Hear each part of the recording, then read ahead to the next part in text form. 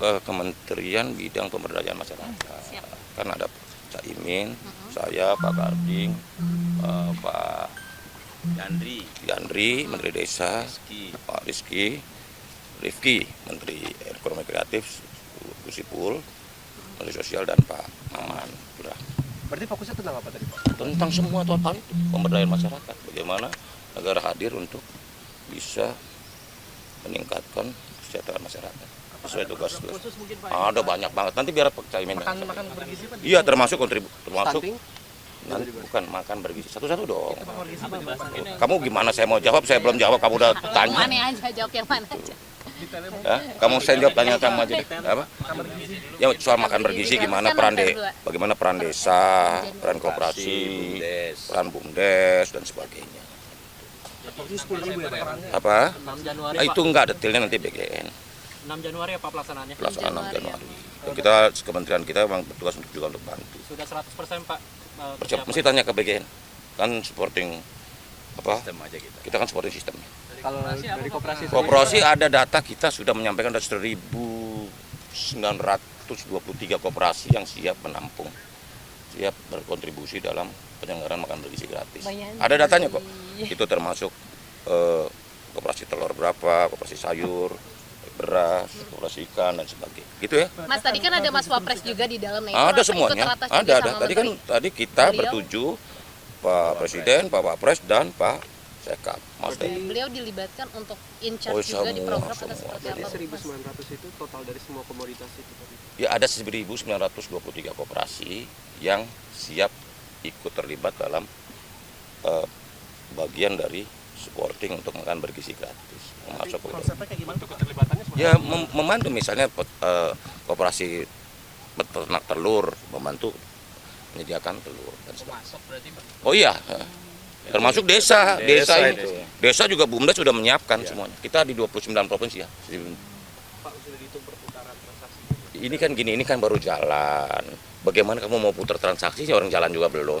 Tapi yang pasti tadi untuk ketahanan pangan makan siang bergizi itu dari dana desa, tadi saya sampaikan, saya laporkan 20% dari 71 triliun dana desa tahun 2025 untuk ketahanan pangan. Tadi sudah disampaikan ada desa padi, nanti ada desa jagung, ada desa ikan nila, ada desa melon dan lain sebagainya. Jadi kita akan menyukseskan makan siang bergizi. Jadi memang sesuai konsep diversifikasi pangan gitu ya? Iya. Enggak semuanya serentak nasi begitu? Desa melon, desa lain itu menyuplai buat itu? Iya, untuk bahan makan siang bergizi. Nah, jadi kita tadi arahan Bapak Presiden, makan siang bergizi itu melalui kerjasama dengan koperasi, BUMDes, itu seharusnya sepatutnya bahan bakunya dari desa.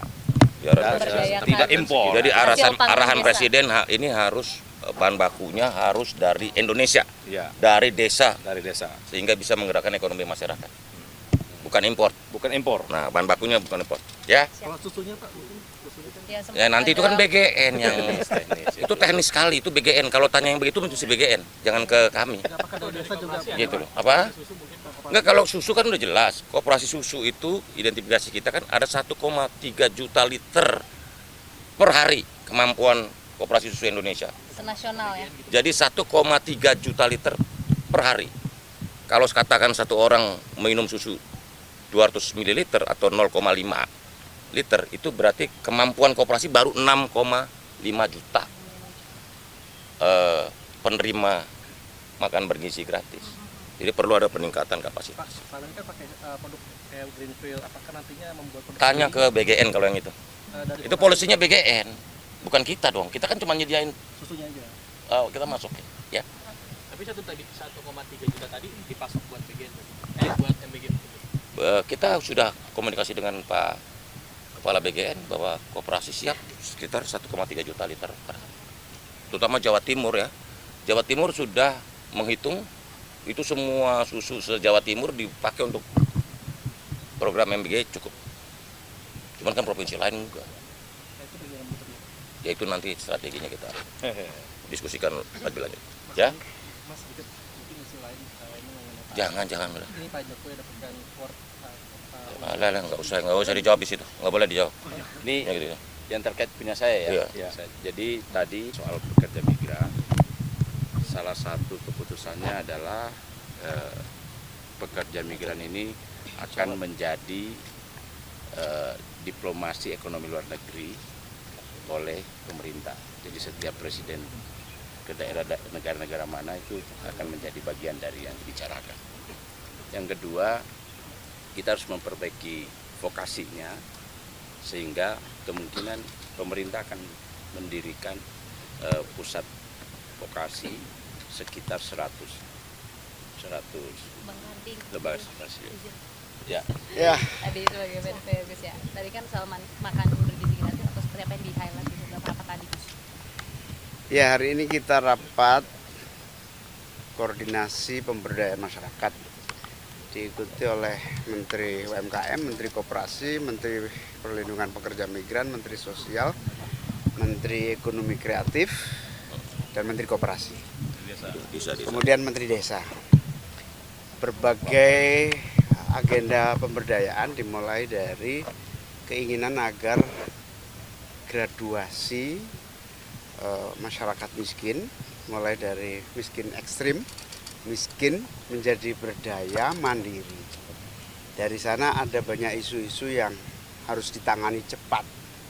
Salah satunya data tunggal agar tepat sasaran.